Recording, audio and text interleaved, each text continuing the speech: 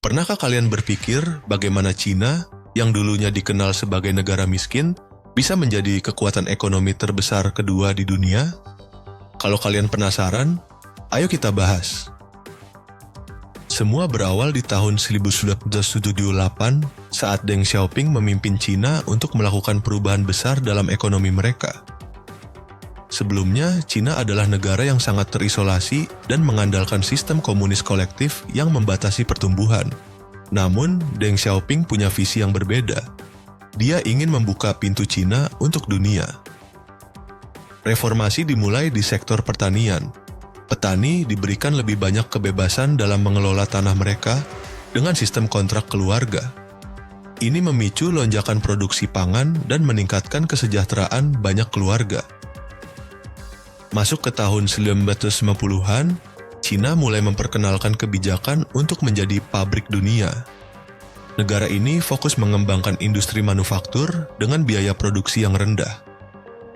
Cina mulai menerima investasi asing dalam jumlah besar dan dengan harga tenaga kerja yang jauh lebih murah dibanding negara lain, mereka jadi pilihan utama untuk produksi barang-barang konsumen. Saat itu, China juga membuka pasar mereka lebih lebar, terutama setelah bergabung dengan Organisasi Perdagangan Dunia, WTO, pada 2001.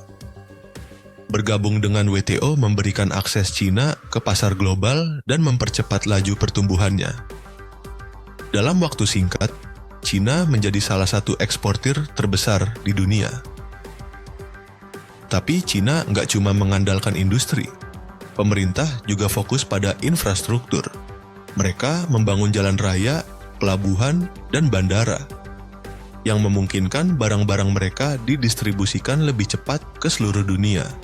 Semua ini meningkatkan efisiensi produksi dan logistik. Cina juga mulai berinvestasi dalam teknologi. Di awal 2000-an, mereka mulai membangun sektor teknologi tinggi, termasuk dalam bidang energi terbarukan dan telekomunikasi. Tahun 2010-an, perusahaan-perusahaan seperti Huawei dan Alibaba muncul sebagai pemain global.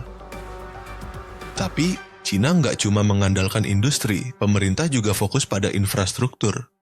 Mereka membangun jalan raya, pelabuhan, dan bandara yang memungkinkan barang-barang mereka didistribusikan lebih cepat ke seluruh dunia. Semua ini meningkatkan efisiensi, produksi, dan logistik. Cina juga mulai berinvestasi dalam teknologi. Di awal 2000-an, mereka mulai membangun sektor teknologi tinggi, termasuk dalam bidang energi terbarukan dan telekomunikasi. Tahun 2010-an, perusahaan-perusahaan seperti Huawei dan Alibaba muncul sebagai pemain global. Namun, meski sudah mencapai banyak hal, Cina juga menghadapi tantangan besar. Ketimpangan sosial, polusi, dan masalah lingkungan menjadi isu utama.